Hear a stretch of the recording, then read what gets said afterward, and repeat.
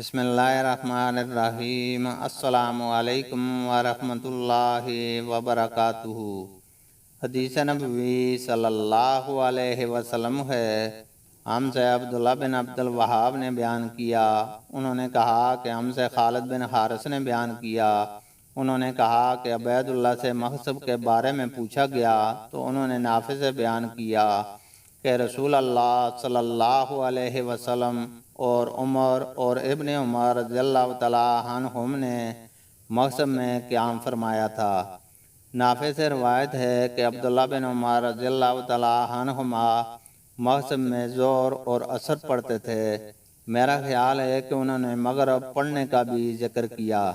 خالد نے بیان کیا کہ شاہ میں مجھے کوئی شک نہیں، اس کے بعد اس کے پڑھنے کا ذکر ضرور کیا، پھر تھوڑی دیر کے لیے وہاں سو رہتے۔ نبی کریم صلی اللہ علیہ وسلم سے بھی ایسا ہی مذکور ہے۔ اللہ تعالیٰ سے دعا ہے کہ وہ ہمیں قرآن اور حدیث کو سننے، سمجھنے اور اس پر عمل کرنے کی توفیق عطا فرمائے، آمین۔